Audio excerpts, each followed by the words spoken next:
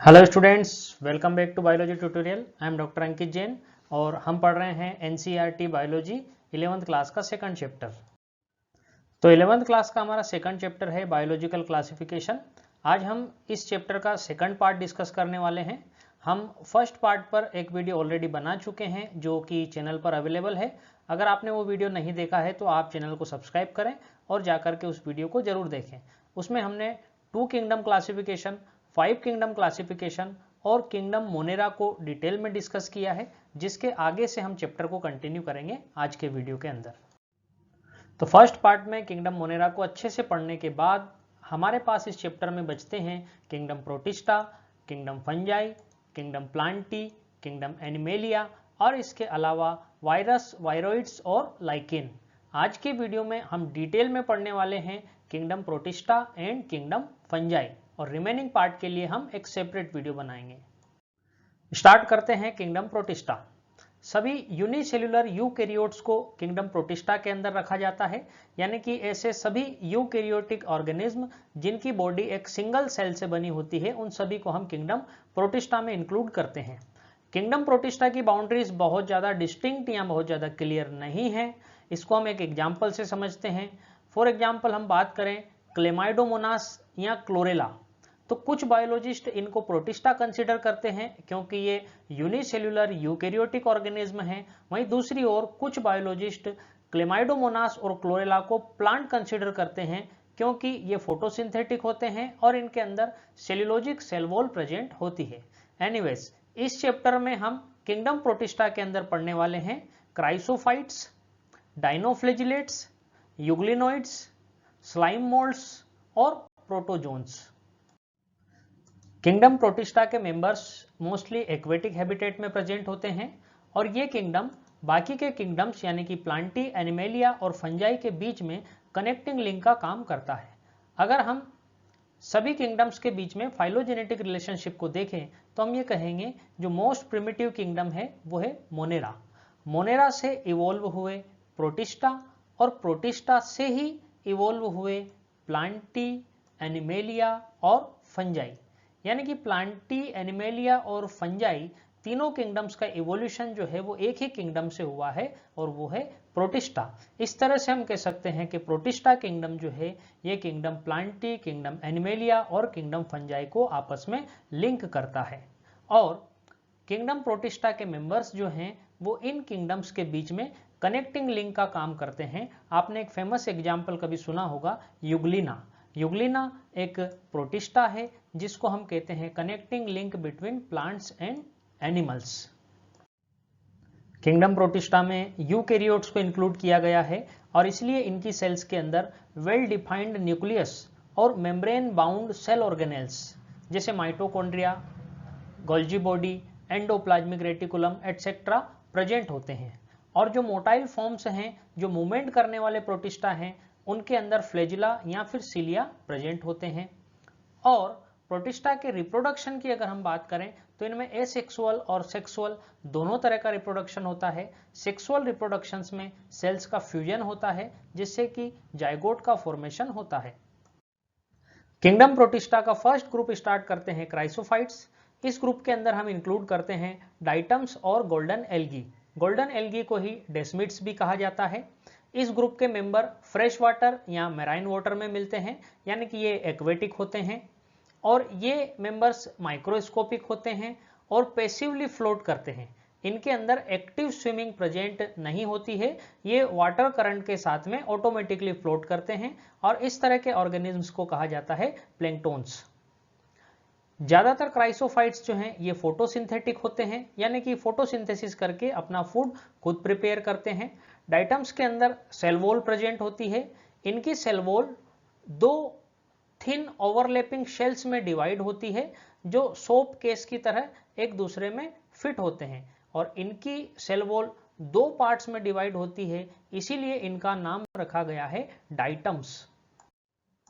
Diatoms की cell wall में large amount में सिलिका प्रेजेंट होता है, इसलिए डाइटम्स की सेल वॉल इनडेस्ट्रक्टिबल होती है, यानी कि डाइटम्स की डेथ के बाद इनकी सेल वॉल का बायोडिग्रेडेशन नहीं होता है और इसलिए डाइटम्स के हैबिटेट में धीरे धीरे इनकी सेल वॉल जो है वो डिपॉजिट होती जाती है और लाखों सालों के बाद में ये प्रोड्यूस करती है डाइटोमेसियस अर्थ। ये डाइटोमेसियस अर्थ जो है ग्रीटी होती है, यानी कि सैंड लाइक होती है, और इसलिए इस डाइटोमेसियस अर्थ का यूज किया जाता है स्टोन पॉलिशिंग और filtration of oils and syrup. और डाइटम्स जो हैं ये ओशियन हैबिटेट के अंदर चीफ प्रोड्यूसर होते हैं, यानी कि ओशियंस के अंदर मेन फोटोसिंथेटिक ऑर्गेनिज्म डाइटम्स होते हैं। अब हम किंगडम प्रोटिस्टा का सेकंड ग्रुप स्टार्ट करते हैं, डाइनोफ्लैजिलेट्स से। ये ऑर्गेनिज्म मोस्टली मेराइन हैबिटेट में मिलते हैं और फोटोसिंथेटिक होते हैं, यानी कि फोटोसिंथेसिस करके अपने लिए फूड खुद प्रिपेयर करते हैं। ये अलग अलग कलर में मिलते हैं, जैसे येलो, ग्रीन, ब्राउन, ब्लू या रेड कलर में। इनका कलर इनकी सेल्स के अंदर प्रेजेंट मेन पिगमेंट पे डिपेंड करता है। यहाँ पर डाइनोफ्लैजिलेट्स का एक फेमस एग्जाम्पल है गोनियोलेक्स। गोनियोलेक्स एक रेड डाइनोफ्लैजिलेट्स हैं जिनके अंदर रेपिड मल्टीप्लिकेशन होता है, यानी कि इनका नंबर बहुत तेजी से बढ़ता है। और सी के जिस एरिया में इनका नंबर बहुत तेजी से बढ़ता है, सी का वो पोर्शन हमको रेड कलर में नजर आता है, जिसको हम कहते हैं रेड टाइड। रेड टाइड के अंदर बहुत ज्यादा नंबर में गोनियोलेक्स प्रेजेंट होते हैं जो टॉक्सिन्स रिलीज करते हैं। इनका नंबर ज्यादा होने की वजह से टॉक्सिन की कॉन्सेंट्रेशन बहुत ज्यादा हो जाती है, जिसकी वजह से marine animals for example fishes की डेथ होने लग जाती है। डाइनोफ्लैजिलेट्स की सेल वॉल में स्टिफ सेलुलोज प्लेट्स प्रेजेंट होती है।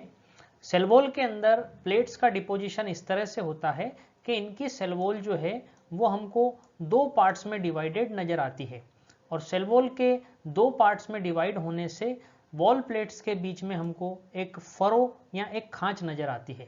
और जैसा कि नाम से ही क्लियर है, डाइनोफ्लैजिलेट्स यानी कि इनके अंदर दो फ्लैजिला प्रेजेंट होते हैं, जिनमें से एक फ्लैजिला लॉन्गिट्यूडिनल होता है और दूसरा फ्लैजिला ट्रांसवर्स होता है, और जो ट्रांसवर्स फ्लैजिला है वो प्लेट्स के बीच में बनी फरो के अंदर प्रेजेंट होता है। किंगडम प्रोटिस्टा में हमारा तीसरा ग्रुप है यूग्लिनोइड्स। इस ग्रुप के ऑर्गेनिज्म जो हैं वो मोस्टली फ्रेश वाटर में मिलते हैं और स्टेगनेंट वाटर में, यानी कि ठहरे हुए पानी में मिलते हैं। इनमें सेल वॉल के बजाय एक प्रोटीन रिच लेयर सेल के बाहर प्रेजेंट होती है, जिसको हम पेलिकल कहते हैं। पेलिकल इनकी बॉडी को फ्लेक्सिबिलिटी प्रोवाइड करती है। यूग्लिनोइड्स जो हैं लाइट की प्रेजेंट में फोटोसिंथेटिक होते हैं, यानी कि फोटोसिंथेसिस करके अपना फूड खुद बनाते हैं, और हम इनको ऑटोट्रॉफिक कहते हैं। लेकिन जब इनको लाइट नहीं मिलती है तो ये हेटेरोट्रॉफ्स की तरह बिहेव करते हैं, यानी कि दूसरे स्मॉलर ऑर्गेनिज्म को मार के खा जाते हैं, उनका प्रिडेशन करते हैं। तो ये लाइट की प्रेजेंस में ऑटोट्रॉफिक होते हैं और लाइट की एब्सेंस में हेटेरोट्रॉफिक होते हैं। ऑटोट्रॉफिक होना एक प्लांट लाइक कैरेक्टर है और हेटेरोट्रॉफिक होना एक एनिमल लाइक कैरेक्टर है, इसलिए इस ग्रुप के मेंबर्स को हम connecting link between plants and animal भी कहते हैं।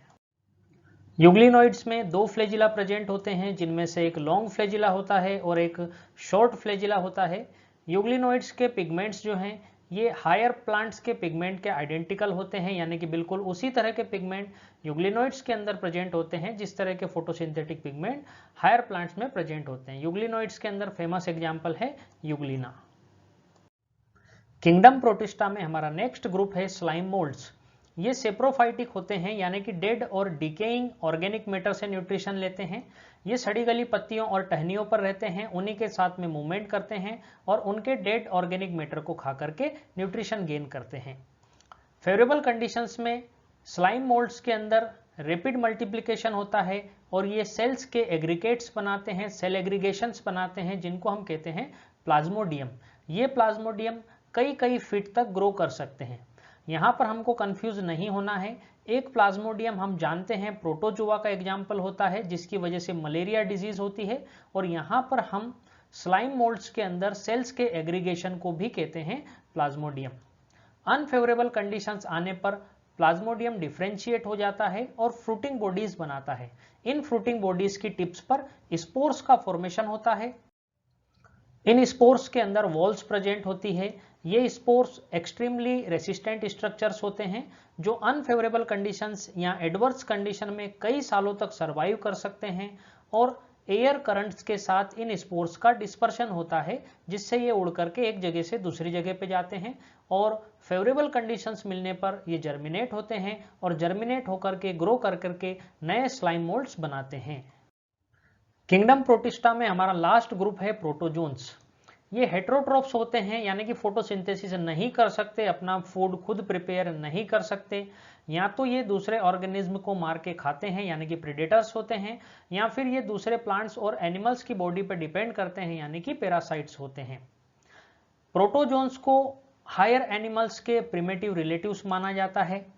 प्रोटोजोन्स को हम 4 मेजर ग्रुप्स में डिवाइड करते हैं: amoeboid protozoans, flagellated protozoans, ciliated protozoans और स्पोरोजोन्स। प्रोटोजोन्स के अंदर हमारा पहला ग्रुप है अमीबोइड प्रोटोजोन्स। ये अमीबोइड प्रोटोजोन्स फ्रेश वाटर, सी वाटर या मॉइस्ट सॉइल में मिलते हैं। अमीबोइड प्रोटोजोन्स का मतलब है अमीबा लाइक प्रोटोजोन्स, जिनका कैरेक्टरिस्टिक फीचर है प्रेजेंस ऑफ स्यूडोपोडिया। स्यूडोपोडिया को हम फॉल्स फिट भी कहते हैं और ये फिंगर लाइक प्रोजेक्शंस होते हैं, जैसा कि हम यहाँ डायग्राम में देख सकते हैं।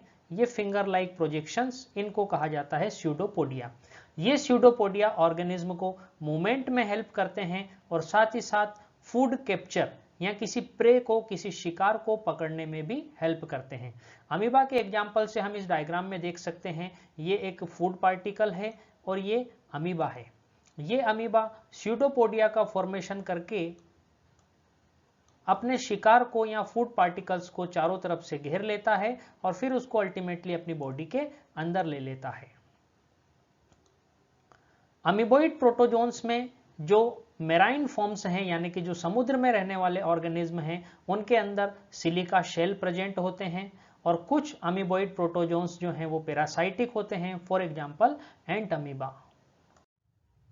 प्रोटोजोन्स के अंदर हमारा सेकंड ग्रुप है फ्लैजिलेटेड प्रोटोजोन्स। ये ऑर्गेनिज्म या तो फ्री लिविंग होते हैं या पैरासाइटिक होते हैं। फ्री लिविंग मतलब ये इंडिपेंडेंट होते हैं और पैरासाइटिक मतलब ये किसी दूसरे ऑर्गेनिज्म के ऊपर डिपेंडेंट रहते हैं। नाम से ही क्लियर है, इनके अंदर फ्लैजिला प्रेजेंट होते हैं और कुछ पैरासाइटिक फॉर्म्स जो हैं वो ह्यूमन बींग्स के अंदर डिजीज कॉज करती है। जैसे एक फेमस डिजीज का एग्जाम्पल है स्लीपिंग सिकनेस, जो कि ट्रिपेनोसोमा की वजह से होती है और ट्रिपेनोसोमा एक फ्लैजिलेटेड प्रोटोजोन का एग्जाम्पल है। प्रोटोजोन्स के अंदर नेक्स्ट कैटेगरी है सीलिएटेड प्रोटोजोन्स। ये एक्वेटिक हैबिटेट में मिलते हैं और इनकी बॉडी के अंदर हजारों की संख्या में सीलिया प्रेजेंट होते हैं और इन सीलिया की वजह से ये वाटर के अंदर एक्टिव मूवमेंट शो करते हैं। इनकी बॉडी में एक कैविटी प्रेजेंट होती है जिसको कहा जाता है गलेट। इनके सीलिया की मूवमेंट इस तरह से होती है कि वो वाटर करंट को गलेट की तरफ पुश करते हैं, जिससे उस वाटर के अंदर प्रेजेंट फूड पार्टिकल्स जो हैं वो गलेट से होते हुए बॉडी के अंदर एंटर कर जाते हैं। सीलिएटेड प्रोटोजोन्स का फेमस एग्जाम्पल है पैरामीशियम, जो कि डायग्राम में दिखाया गया है।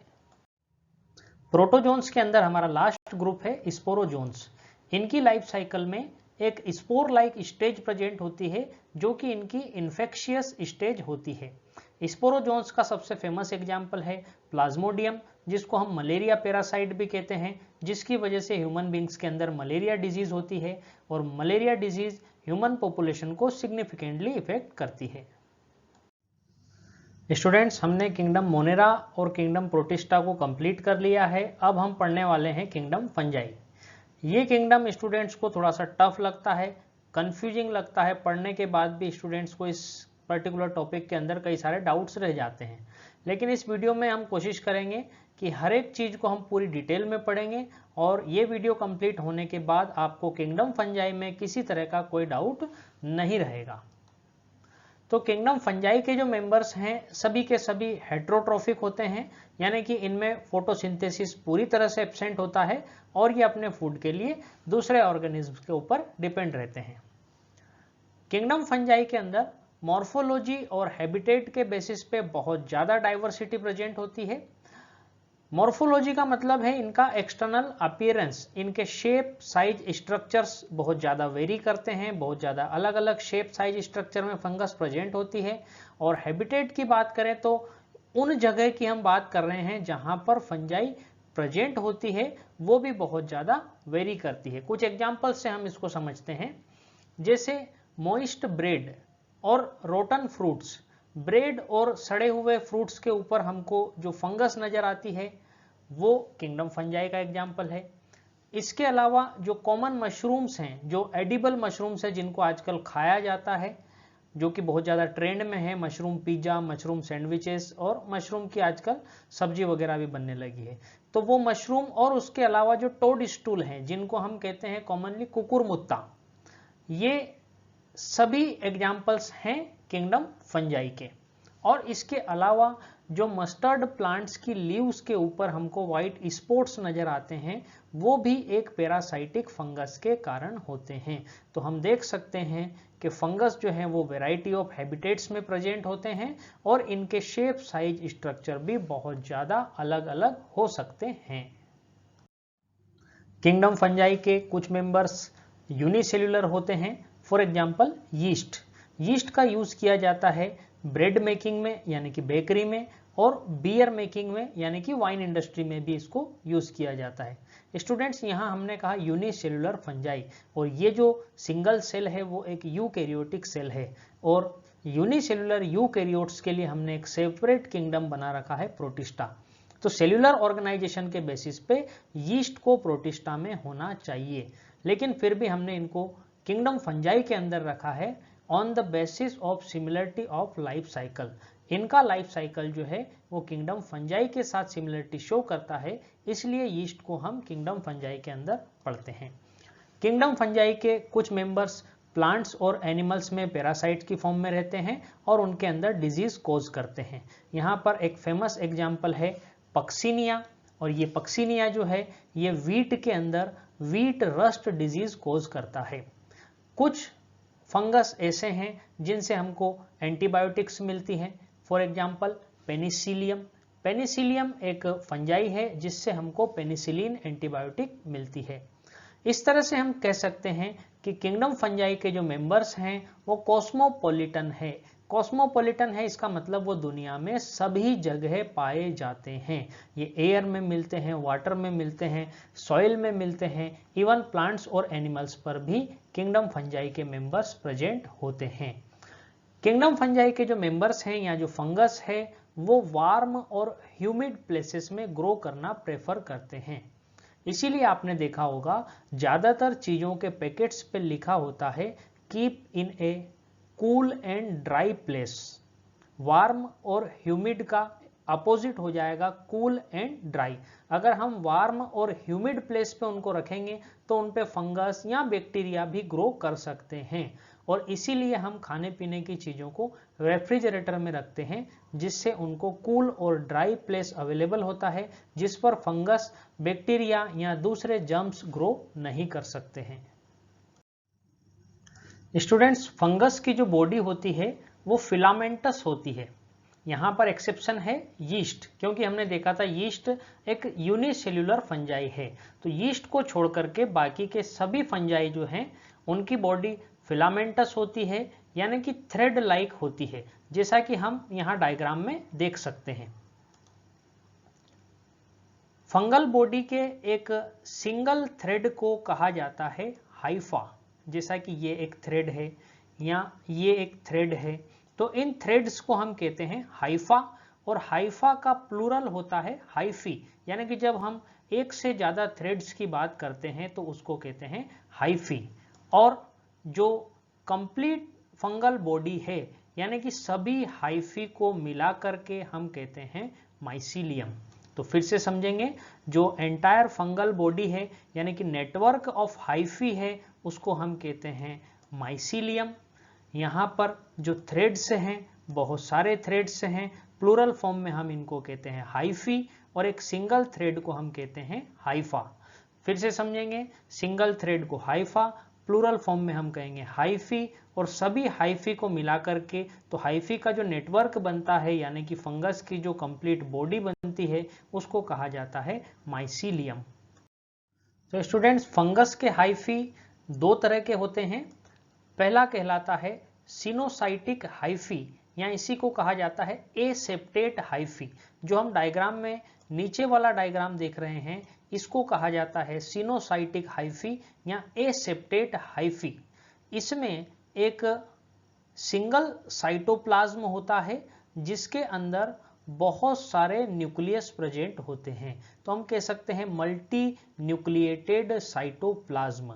और दूसरा केस है हमारा जिसको हम कहते हैं सेप्टेट हाइफी, जो ऊपर वाला डायग्राम है, जिसमें हम देख सकते हैं कि यहाँ पर न्यूक्लियस जो हैं वो क्रॉस वाल के थ्रू सेपरेट रहते हैं। इन क्रॉस वाल्स को कहा जाता है सेप्टा।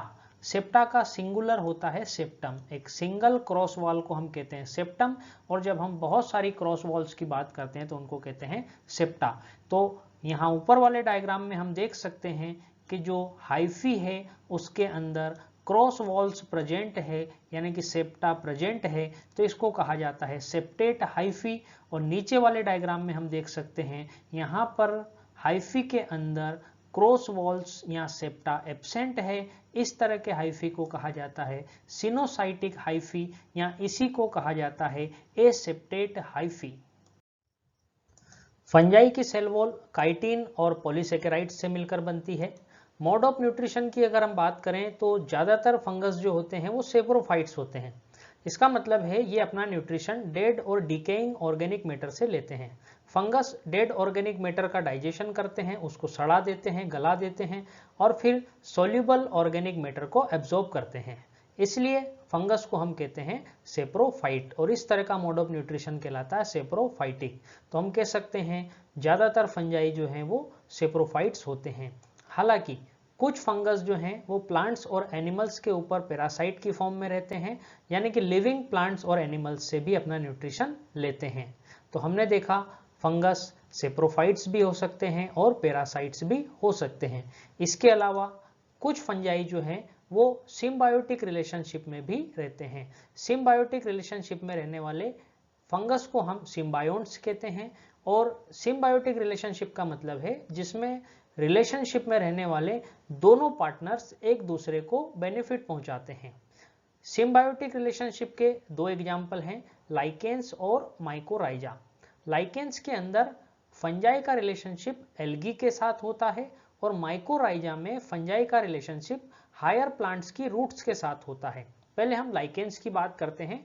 लाइकेंस में एल्गी और फंजाई दोनों साथ में रहते हैं, और एल्गी जो हैं वो फोटोसिंथेसिस करते हैं, और एल्गी और फंजाई दोनों के लिए फूड प्रिपेयर करते हैं। दूसरी तरफ फंजाई जो हैं वो न्यूट्रिएंट्स के एब्जॉर्प्शन में हेल्प करते हैं।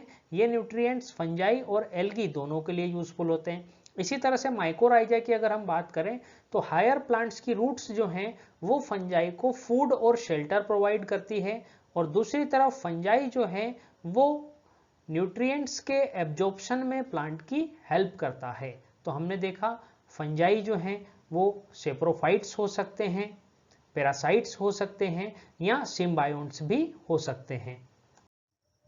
अब बात करते हैं रिप्रोडक्शन इन फंजाई। फंजाई के रिप्रोडक्शन को 3 टाइप्स में डिवाइड किया गया है, जिनमें पहला है रिप्रोडक्शन बाय वेजिटेटिव मीन्स, या इसको सिंपली हम कहते हैं वेजिटेटिव रिप्रोडक्शन। फंजाई के अंदर वेजिटेटिव रिप्रोडक्शन की 3 मेथड्स हैं, फ्रेगमेंटेशन, फिजन और बडिंग। रिप्रोडक्शन का दूसरा टाइप है बाय एसेक्सुअल स्पोर्स, या इसको हम सिंपली कहते हैं एसेक्सुअल रिप्रोडक्शन, जिसमें अलग अलग टाइप के स्पोर्स बनते हैं, जैसे कोनिडिया, स्पोरेंजियोस्पोर्स एंड जूस्पोर्स। तीसरा टाइप का रिप्रोडक्शन है सेक्सुअल रिप्रोडक्शन, या हम कहते हैं रिप्रोडक्शन बाय सेक्सुअल स्पोर्स, जिसमें डिफरेंट टाइप के सेक्सुअल स्पोर्स बनते हैं, जैसे oospores, एस्कोस्पोर्स एंड बेसिडियोस्पोर्स। आगे हम सभी टाइप के रिप्रोडक्शंस को डिटेल में डिस्कस करेंगे। सबसे पहले बात करते हैं वेजिटेटिव रिप्रोडक्शन, और वेजिटेटिव रिप्रोडक्शन की जो पहली मेथड है वो है फ्रेगमेंटेशन। तो फ्रेगमेंटेशन क्या होता है उसको हम डायग्राम की फॉर्म में समझते हैं। सपोज ये एक फंजाई है, या फंजाई की बॉडी है जिसको हम कहते हैं माइसीलियम, और इस माइसीलियम के छोटे छोटे टुकड़े हो गए। इन टुकड़ों को हम कहते हैं फ्रेगमेंट्स, और ये फ्रेगमेंट्स जो हैं सूटेबल एटमॉस्फेयर मिलने पर, फेवरेबल कंडीशन मिलने पर ग्रो करके फिर से कंप्लीट माइसीलियम बना लेते हैं, या कंप्लीट फंगल बॉडी बना लेते हैं, तो इस तरह के मोड ऑफ रिप्रोडक्शन को हम कहते हैं फ्रेगमेंटेशन। जो फिलामेंटस फंजाई होती है उनमें वेजिटेटिव रिप्रोडक्शन का ये मोस्ट कॉमन मेथड है, और ज़्यादातर फंजाई जो हैं वो फेवरेबल कंडीशन में इसी मेथड से रिप्रोडक्शन करती है। वेजिटेटिव रिप्रोडक्शन का सेकंड मेथड है फिजन, या इसी को हम कहते हैं बाइनरी फिजन। यहाँ इस डायग्राम में हम समझ सकते हैं एक मदर सेल है और मदर सेल के अंदर उसका न्यूक्लियस है। न्यूक्लियस में माइटोटिक डिवीजन होता है जिससे 2 न्यूक्लियाई बन जाते हैं, और इस मदर सेल में एक फरो, एक कॉन्स्ट्रिक्शन बनता है, और आगे जाकर के ये मदर सेल का साइटोप्लाज्म जो है वो भी 2 पार्ट्स में डिवाइड हो जाता है, और इस तरह से मदर सेल 2 डॉटर सेल्स में डिवाइड हो जाती है, और इस तरह से एक सेल से 2 सेल्स बन जाती है। इसे हम कहते हैं फिजन या बाइनरी फिजन। वेजिटेटिव रिप्रोडक्शन की तीसरी मेथड है बडिंग।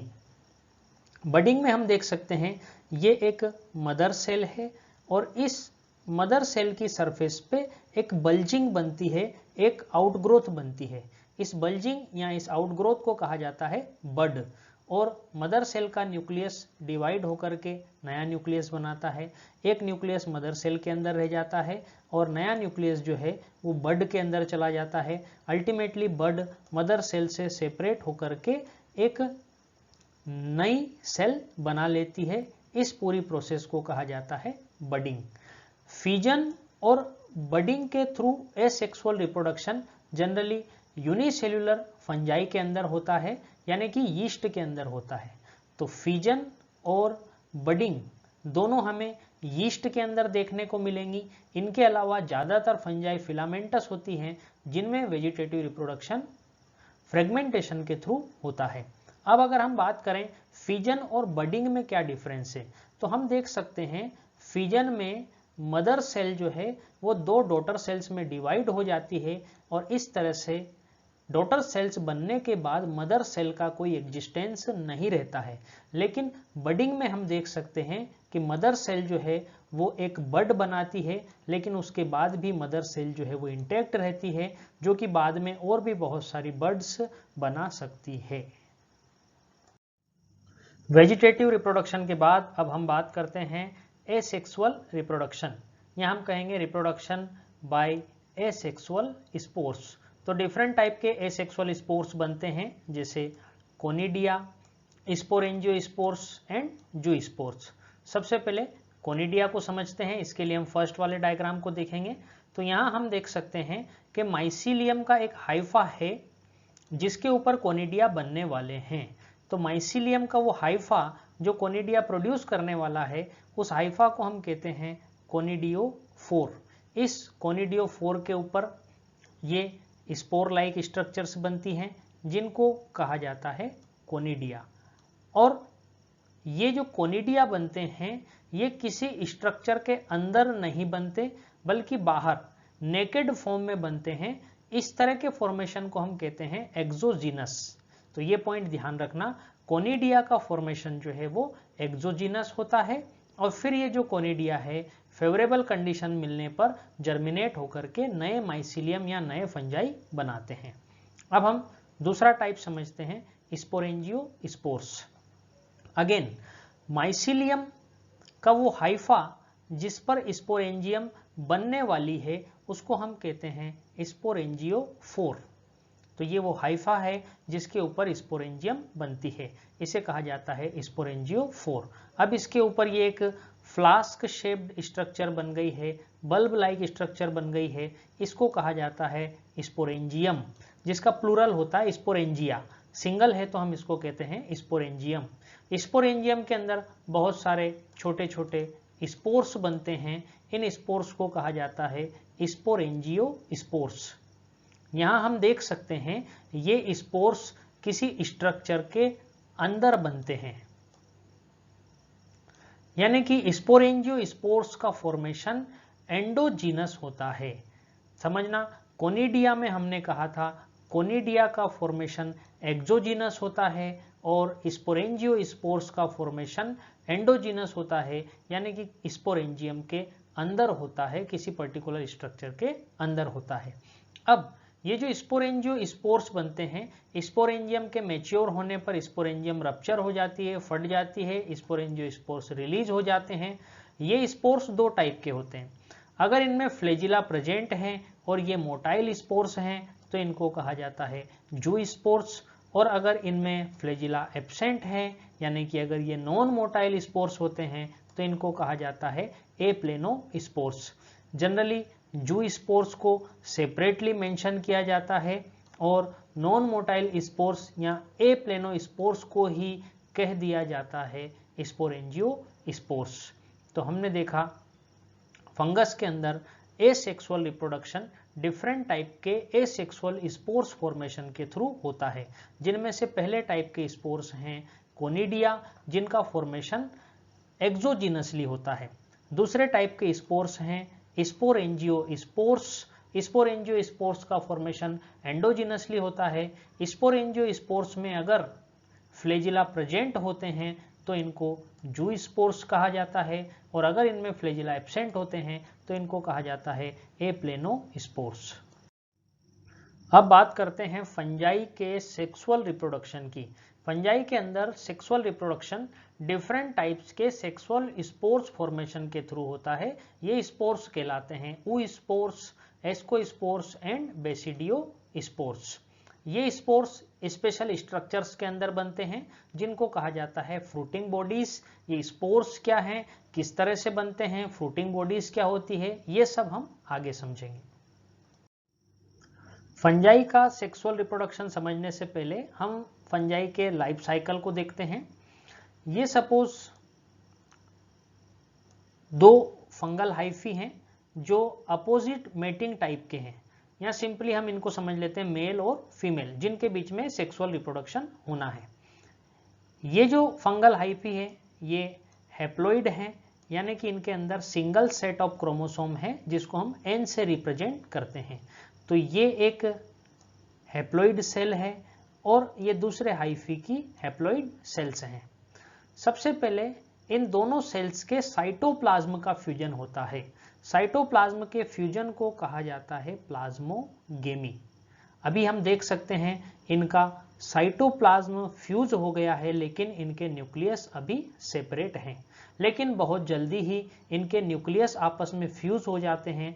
न्यूक्लियस के फ्यूजन को कहा जाता है कैरियोगेमी, और एन और एन दो हैप्लॉइड न्यूक्लियस मिलकर के एक डिप्लॉइड न्यूक्लियस बनाते हैं, जो कि एक तरह से जाइगोट के इक्विवेलेंट है। अब कैरियोगेमी होने के बाद, यानी कि न्यूक्लियस का फ्यूजन होने के बाद में यहाँ पर होता है फॉर्मेशन ऑफ फ्रूटिंग बॉडी। इस तरह से एक फ्रूटिंग बॉडी बनती है। इस फ्रूटिंग बॉडी के अंदर डिप्लॉइड न्यूक्लियस यानी कि 2n न्यूक्लियस होता है, जिसके अंदर मियोसिस यानी कि रिडक्शन डिवीजन होता है, जिससे हैप्लॉइड स्पोर्स का फॉर्मेशन होता है। और ये हैप्लॉइड स्पोर्स जो हैं ये जर्मिनेशन करके और ग्रोथ करके फिर से नए फंगल माइसीलियम या फंगल हाइफी बनाते हैं। तो इस तरह से हम देख सकते हैं फंगस की लाइफ साइकिल में 3 मेन फेज होती है। प्लाज्मोगेमी, जब साइटोप्लाज्म आपस में फ्यूज होता है लेकिन न्यूक्लियस आपस में फ्यूज नहीं होते हैं। नेक्स्ट कैरियोगेमी, जब न्यूक्लियस आपस में फ्यूज हो जाते हैं और हैप्लॉइड न्यूक्लियस मिलकर के एक डिप्लॉइड न्यूक्लियस बनाते हैं। और थर्ड फेज है मियोसिस, जिसमें जाइगोट में मियोसिस होता है, रिडक्शन डिवीजन होता है, जिससे अगेन हैप्लॉइड स्पोर्स का फॉर्मेशन होता है। तो ये एक जनरल लाइफ साइकिल है जो ज्यादातर फंजाई के अंदर प्रेजेंट होता है। लेकिन फंजाई की 2 क्लासेस हम पढ़ेंगे, एस्कोमाइसिटीज एंड बेसिडियोमाइसिटीज। उनमें लाइफ साइकिल थोड़ा सा डिफरेंट है। वहां पर सबसे पहले फर्स्ट स्टेप होती है प्लाज्मोगेमी। प्लाज्मोगेमी के बाद में एक कंडीशन बनती है जिसमें साइटोप्लाज्म तो फ्यूज हो जाते हैं लेकिन न्यूक्लियस आपस में फ्यूज नहीं होते हैं।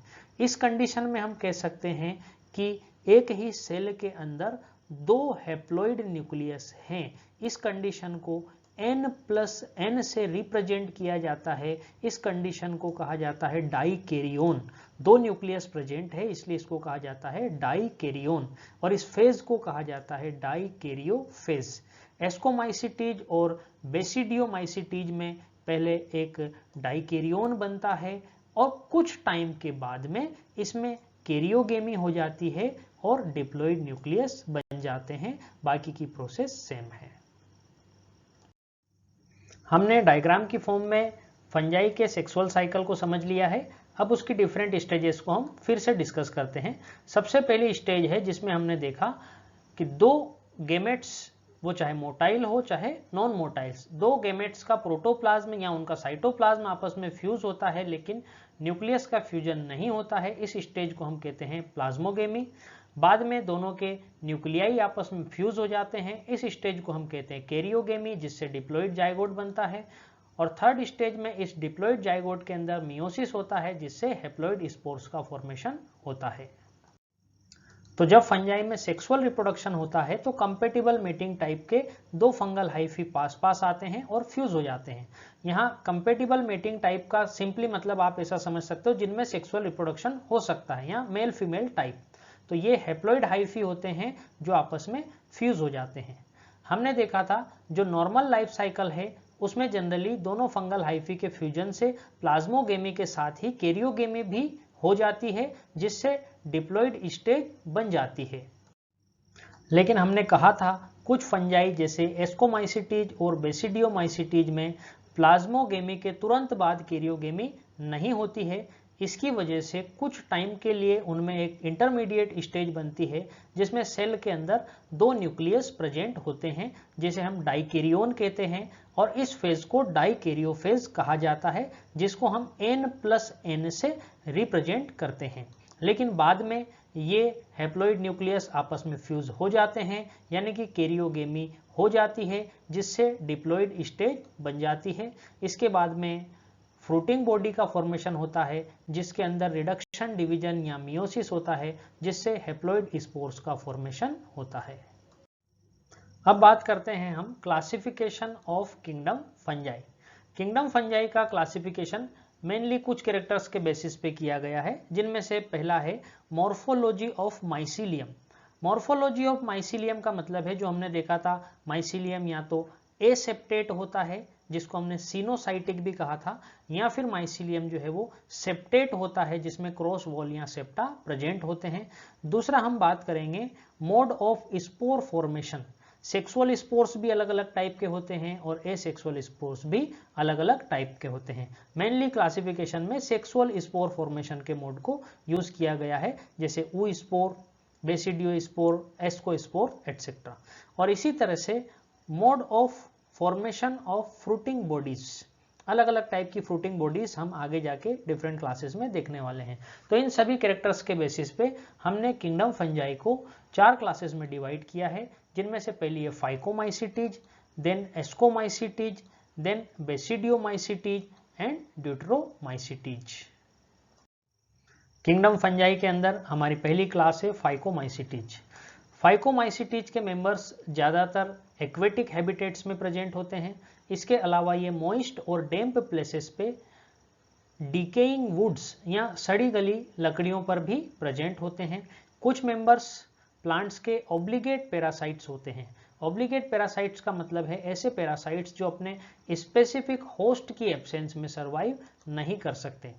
फाइकोमाइसिटीज क्लास के अंदर जो माइसीलियम है वो एसेप्टेट और सिनोसाइटिक होता है, जिसका मतलब माइसीलियम के अंदर क्रॉस वॉल्स या सेप्टा एब्सेंट होते हैं, यानी कि ये माइसीलियम जो है ये मल्टी न्यूक्लिएटेड होता है। इनमें अगर हम एसेक्सुअल रिप्रोडक्शन की बात करें तो एसेक्सुअल रिप्रोडक्शन स्पोरेंजियोस्पोर्स के थ्रू होता है। स्पोरेंजियोस्पोर्स हमने कहा था 2 टाइप के होते हैं, अगर वो मोटाइल होते हैं तो उनको हम कहते हैं जूस्पोर्स, और अगर वो नॉन मोटाइल होते हैं तो हम उनको कहते हैं एप्लेनोस्पोर्स। और हमने देखा था जूस्पोर्स और एप्लेनोस्पोर्स दोनों का ही फॉर्मेशन स्पोरेंजियम के अंदर होता है। इस तरह के फॉर्मेशन को हम कहते हैं कि इनका फॉर्मेशन एंडोजिनसली होता है।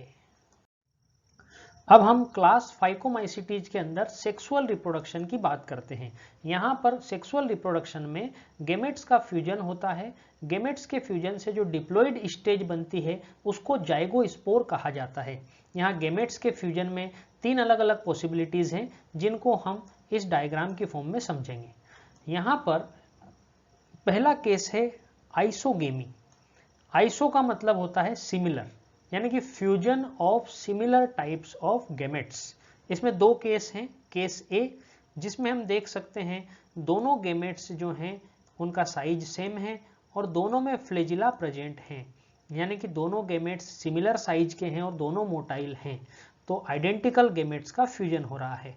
इसका केस बी अगर हम देखें तो अगेन दोनों गेमेट्स जो हैं वो सिमिलर साइज के हैं और दोनों नॉन मोटाइल है, दोनों में फ्लैजिला एब्सेंट है, तो अगेन यहाँ पर fusion of similar types of gamete हो रहा है। तो ये दोनों ही केस जिसमें सिमिलर टाइप्स के गेमेट्स का फ्यूजन होता है इसको कहा जाता है आइसोगेमी। यहाँ पर गेमेट्स इतने सिमिलर होते हैं कि हम मेल और फीमेल गेमेट को डिफ्रेंशिएट नहीं कर सकते, इसलिए सिंपली हम इनको प्लस और माइनस से रिप्रेजेंट करते हैं। सेकंड केस है हमारा एन आइसोगेमी। यहाँ एन आइसो का मतलब है dissimilar, fusion of dissimilar types of gametes. इसमें हम केस ए देखें तो हम देख सकते हैं female gamete large and motile है जिसमें फ्लैजिला प्रेजेंट है और मेल गेमेट जो है वो स्मॉल एंड मोटाइल है, इसमें भी फ्लैजिला प्रेजेंट है। इसका केस बी अगर हम देखें तो female gamete large and non motile है जिसमें फ्लैजिला एब्सेंट है और मेल गेमेट जो है वो स्मॉल एंड नॉन मोटाइल है जिसमें फ्लैजिला एब्सेंट है। लेकिन ए और बी दोनों ही केस में हम कह सकते हैं कि जो गेमेट्स हैं वो डिसिमिलर हैं और डिसिमिलर गेमेट्स के फ्यूजन को हम कहते हैं एन आइसोगेमी। तीसरा केस है हमारा जिसको कहा जाता है ऊगेमी। ये एक्चुअल में एन आइसोगेमी का ही एक स्पेशल केस है। एन आइसोगेमी मतलब फ्यूजन ऑफ डिसिमिलर गेमेट, लेकिन यहाँ पर एक कंडीशन है, फीमेल गेमेट हमेशा लार्ज और नॉन मोटाइल होता है और मेल गेमेट हमेशा स्मॉल और मोटाइल होता है। तो लार्ज और non motile female gamete, small and motile male gamete के फ्यूजन को कहा जाता है ऊगेमी। अब हम क्लास फाइकोमाइसीटीज के एग्जाम्पल्स की बात करें तो सबसे पहला एग्जाम्पल है यहाँ पर म्यूकर जो इस डायग्राम में दिखाया गया है। सेकंड एग्जाम्पल है राइजोपस जिसको हम ब्रेड मोल्ड कहते हैं, जो हमने पहले डिस्कस किया था कि मॉइस्ट ब्रेड के ऊपर फंगस ग्रो करती है, तो वो जनरली राइजोपस होते हैं। तीसरा एग्जाम्पल है एल्बुगो। ये एक पैरासाइटिक फंजाई है जो मस्टर्ड प्लांट के ऊपर डिजीज कोज करती है। किंगडम फंजाई में हमारी सेकंड क्लास है एस्कोमाइसीटीज। एस्कोमाइसीटीज क्लास के मेंबर्स को जनरली सेक फंजाई कहा जाता है क्योंकि इनकी फ्रूटिंग बॉडी के अंदर एक सेक लाइक स्ट्रक्चर बनती है एस्कस, अभी हम आगे जिसको देखने वाले हैं। तो इनका एस्कस सेक लाइक होता है, थैले की डिजाइन में होता है, इसलिए इनको कहा जाता है सेक फंजाई।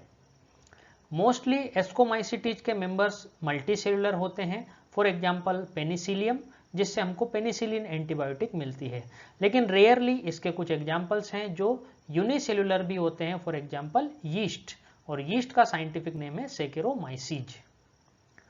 एस्कोमाइसीटीज के मेंबर्स सेप्रोफाइटिक हो सकते हैं। सेप्रोफाइटिक का मतलब है ये डेड और डिकेइंग ऑर्गेनिक मैटर पे ग्रो करते हैं, या ये डीकम्पोजर्स हो सकते हैं जो डेड ऑर्गेनिक मैटर को डीकम्पोज करके मिनरल न्यूट्रिएंट्स की रिसाइकलिंग में हेल्प करते हैं, या फिर ये पैरासाइटिक होते हैं मतलब लिविंग प्लांट्स और एनिमल्स की बॉडी पर रहते हैं, या फिर कोप्रोफिलस यानी कि जो एनिमल्स का फीकल मैटर है, काउ या बफेलो का डंग है, गोबर पर रहने वालों को हम कहते हैं कोप्रोफिलस।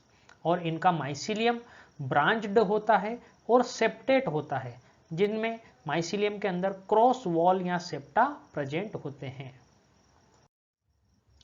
अब एस्कोमाइसीटीज के अंदर बात करते हैं एसेक्सुअल रिप्रोडक्शन। तो इनमें एसेक्सुअल रिप्रोडक्शन कोनिडिया फॉर्मेशन के थ्रू होता है, और हमने देखा था कि कि वो स्पेशल माइसीलियम या वो स्पेशल हाइफी जिसके ऊपर कोनिडिया का फॉर्मेशन होता है उसको हम कहते हैं कोनिडियोफोर। तो कोनिडियोफोर के ऊपर कोनिडिया का फॉर्मेशन होता है। कोनिडिया किसी क्लोज स्ट्रक्चर के अंदर नहीं बनते हैं, यानी कि नेकेड फॉर्म में बनते हैं, इसलिए हम कहते हैं इनका फॉर्मेशन एक्सोजिनसली होता है। और कोनिडिया का जब फेवरेबल कंडीशंस आती है तो कोनिडिया का जर्मिनेशन होता है, जिससे अगेन नए माइसीलियम का प्रोडक्शन होता है। अब हम बात करते हैं एस्कोमाइसीटीज के अंदर सेक्सुअल रिप्रोडक्शन। एस्कोमाइसीटीज के अंदर जो सेक्सुअल स्पोर्स बनते हैं उनको कहा जाता है एस्कोस्पोर्स।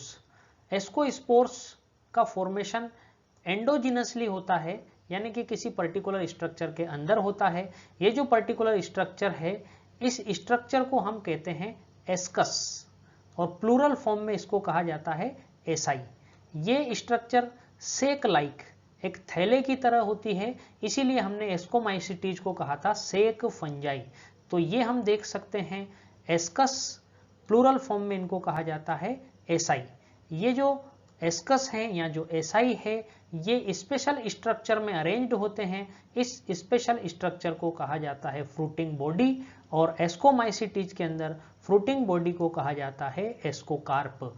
तो ये जो एंटायर स्ट्रक्चर है इसको कहा जाता है एस्कोकार्प, या इसी को हम कहते हैं फ्रूटिंग बॉडी।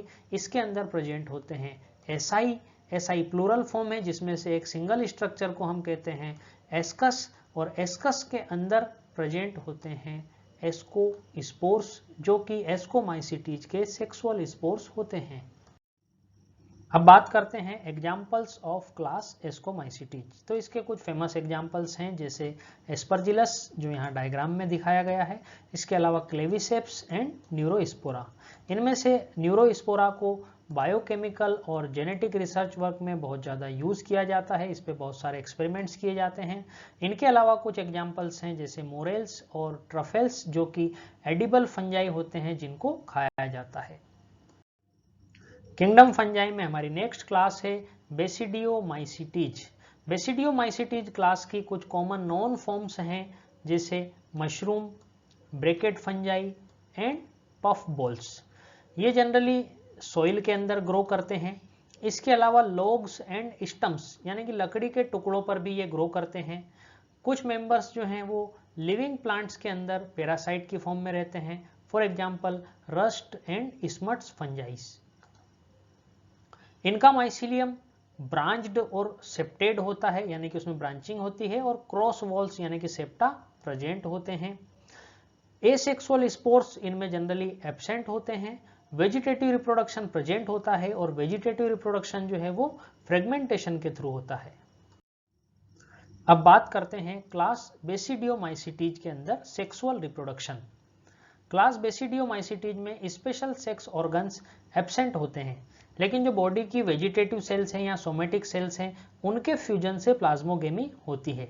इसमें दो अपोजिट स्ट्रेन के जो फंगल हाइफी है, दो अपोजिट स्ट्रेन वाले हाइफी पास पास आते हैं, उनका फ्यूजन होता है, उनमें प्लाज्मोगेमी होती है, जिसमें साइटोप्लाज्म का फ्यूजन होता है लेकिन न्यूक्लियस का फ्यूजन नहीं होता है, जिससे एक डाइकैरियोटिक स्टेज बनती है, जिसमें एक सिंगल सेल के अंदर दो अलग अलग हैप्लॉइड न्यूक्लियस प्रेजेंट होते हैं।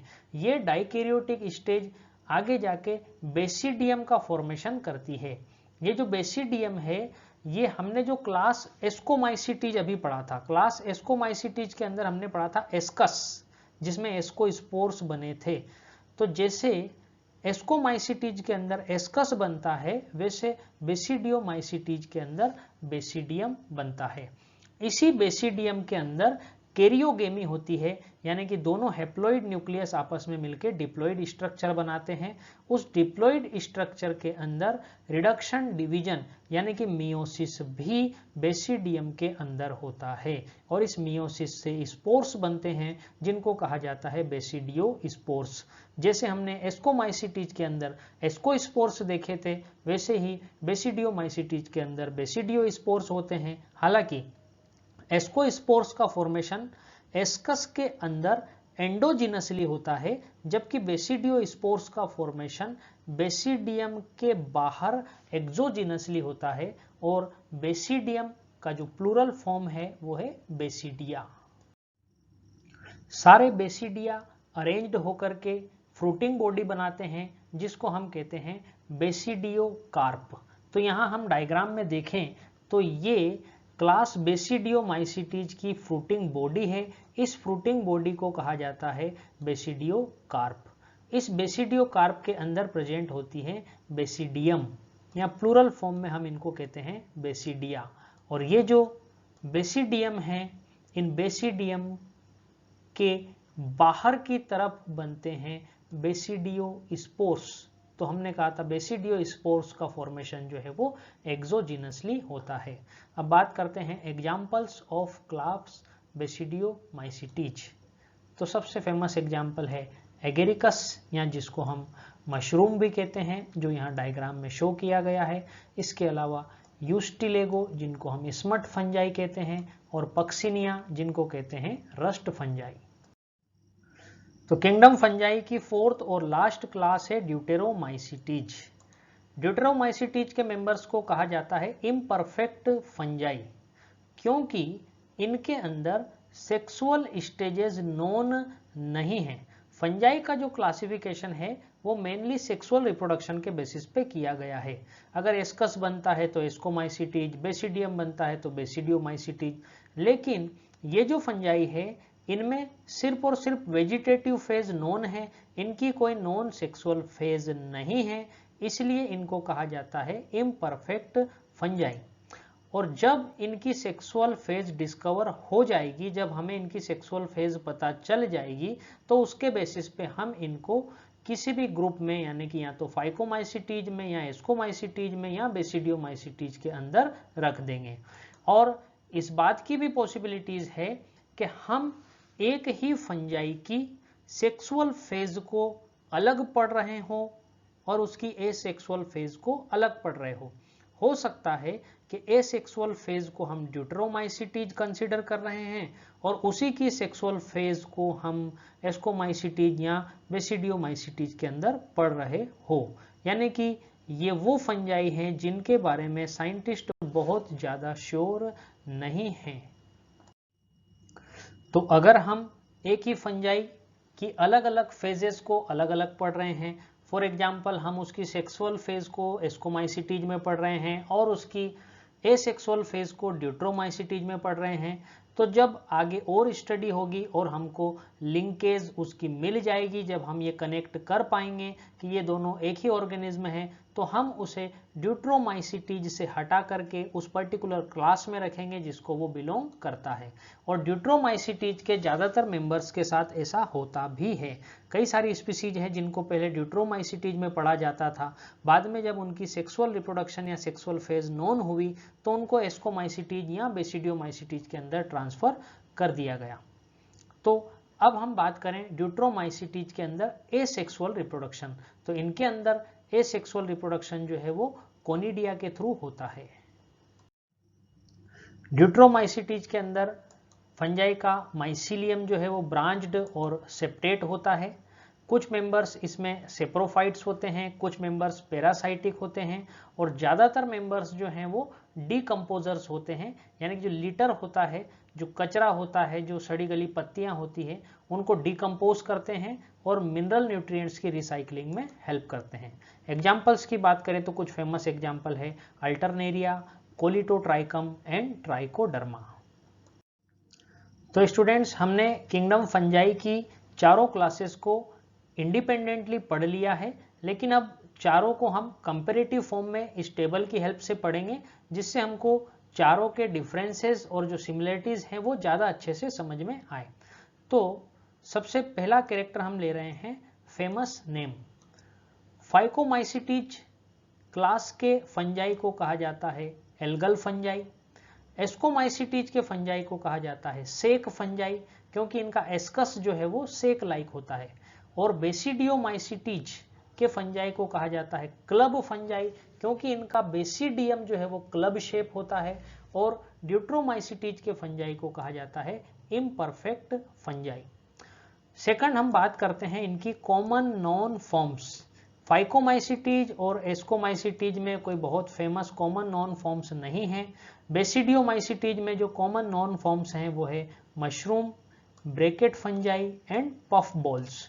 ड्यूट्रोमाइसिटीज में हमें पता है सेक्सुअल फॉर्म्स या सेक्सुअल स्टेजेस नोन नहीं है, इनमें सिर्फ और सिर्फ एसेक्सुअल या वेजिटेटिव फेज नोन है। थर्ड कैरेक्टर हम लेते हैं हैबिटेट्स एंड न्यूट्रिशन, यानी कि ये मेंबर्स कहाँ प्रेजेंट होते हैं और इनका मोड ऑफ न्यूट्रिशन क्या है। सबसे पहले बात करते हैं फाइकोमाइसिटीज। फाइकोमाइसिटीज के मेंबर्स एक्वेटिक हैबिटेट्स में मिलते हैं। कई बार ये हमको जो डिकेइंग वुड होती है उस पे भी मिलते हैं, मॉइस्ट और डैम्प प्लेसेस पर। और तीसरा हम कहेंगे ये ऑब्लिगेट पैरासाइट्स की फॉर्म में प्लांट्स पर भी मिलते हैं। एस्कोमाइसिटीज के मेंबर सेप्रोफाइटिक होते हैं या डीकम्पोजर्स होते हैं या पैरासाइटिक होते हैं या फिर कोप्रोफिलस होते हैं, यानी कि जो डंग है, गोबर है, उस पर उगते हैं। नेक्स्ट क्लास बेसिडियोमाइसिटीज की बात करें तो इसके मेंबर्स सॉइल में ग्रो करते हैं या लोग्स और ट्री स्टम लकड़ी के टुकड़ों पर उगते हैं या फिर लिविंग प्लांट बॉडीज के अंदर पैरासाइट की फॉर्म में रहते हैं। ड्यूट्रोमाइसिटीज की बात करें तो इसके मेंबर्स सेप्रोफाइटिक होते हैं या पैरासाइटिक होते हैं, लेकिन मोस्टली ज्यादातर मेंबर्स जो हैं वो डिकम्पोजर्स होते हैं। नेक्स्ट हम बात करें fourth character body organization. Phycomycetes के अंदर सभी फंजाई जो हैं वो मल्टीसेलुलर होते हैं। एस्कोमाइसिटीज के अंदर मोस्टली मल्टीसेलुलर होते हैं, फॉर एग्जांपल पेनिसिलियम, लेकिन कुछ एग्जाम्पल हैं जो यूनिसेलुलर हैं, फॉर एग्जांपल यीस्ट। इसी तरह से बेसिडियोमाइसिटीज के अंदर ऑल मल्टीसेलुलर एंड ड्यूट्रोमाइसिटीज के अंदर भी all multicellular. Next fifth character है हमारे पास माइसिलियम। तो फाइकोमाइसिटीज में जो माइसिलियम है वो एसेप्टेड एंड सिनोसाइटिक होता है, इसके अंदर क्रॉस वॉल या सेप्टा एब्सेंट होते हैं, लेकिन एस्कोमाइसिटीज, बेसिडियोमाइसिटीज और ड्यूटेरोमाइसिटीज तीनों के अंदर जो माइसिलियम है वो ब्रांच्ड एंड सेप्टेट होता है। सिक्स्थ कैरेक्टर है वेजिटेटिव रिप्रोडक्शन। फाइकोमाइसिटीज के अंदर वेजिटेटिव रिप्रोडक्शन फ्रेगमेंटेशन के थ्रू होता है। एस्कोमाइसिटीज में भी फ्रेगमेंटेशन होता है, लेकिन यहाँ पर यीस्ट भी प्रेजेंट होती है जिसमें फिजन और बडिंग भी होते हैं। बेसिडियोमाइसिटीज के अंदर फ्रेगमेंटेशन एंड ड्यूट्रोमाइसिटीज के अंदर भी फ्रेगमेंटेशन। सेवंथ है एसेक्सुअल रिप्रोडक्शन। फाइकोमाइसिटीज के अंदर जो मोटाइल स्पोर्स बनते हैं उनको हम जू स्पोर्स कहते हैं, और जो नॉन मोटाइल स्पोर्स बनते हैं उनको हम कहते हैं एप्लेनो स्पोर्स। एस्कोमाइसिटीज के अंदर एसेक्सुअल रिप्रोडक्शन कोनिडिया के थ्रू होता है। बेसिडियोमाइसिटीज के अंदर एसेक्सुअल स्पोर्स प्रेजेंट नहीं होते हैं। ड्यूट्रोमाइसिटीज के अंदर भी एसेक्सुअल रिप्रोडक्शन कोनिडिया के थ्रू होता है। नेक्स्ट हम बात करेंगे सेक्सुअल रिप्रोडक्शन। फाइकोमाइसिटीज के अंदर सेक्सुअल रिप्रोडक्शन के थ्रू oospores एंड जाइगोस्पोर्स बनते हैं। एस्कोमाइसिटीज में एस्कोस्पोर्स बनते हैं। बेसिडियोमाइसिटीज में बेसिडियोस्पोर्स बनते हैं। ड्यूट्रोमाइसिटीज में सेक्सुअल रिप्रोडक्शन नोन नहीं है। नेक्स्ट है फ्रूटिंग बॉडी। फाइकोमाइसिटीज के अंदर फ्रूटिंग बॉडी एब्सेंट होती है, कोई स्पेशल स्ट्रक्चर नहीं होती है। एस्कोमाइसिटीज के अंदर फ्रूटिंग बॉडी को एस्कोकार्प कहते हैं। बेसिडियोमाइसिटीज के अंदर फ्रूटिंग बॉडी को बेसिडियोकार्प कहते हैं। और ड्यूट्रोमाइसिटीज के अंदर सेक्सुअल रिप्रोडक्शन नोन नहीं है, इसलिए यहाँ पर हम फ्रूटिंग बॉडी में कहेंगे नॉट फाउंड। फेमस एग्जाम्पल्स की बात करें तो फाइकोमाइसिटीज के एग्जाम्पल है म्यूकर, राइजोपस एंड एल्बुगो। एस्कोमाइसिटीज के एग्जाम्पल है Aspergillus, Claviceps and Neurospora. Basidiomycetes के एग्जाम्पल है एगेरिकस, यूस्टिलेगो एंड पक्सिनिया। और ड्यूट्रोमाइसिटीज के एग्जाम्पल है Alternaria, Colletotrichum and trichoderma. Students, I hope kingdom protista और किंगडम फंजाई आपको अच्छे से समझ में आया होगा। Kingdom Plantae, kingdom animalia, virus, viroid और लाइकेंस के ऊपर हम अलग से नेक्स्ट वीडियो में बात करेंगे। Till then, happy learning. Thank you very much.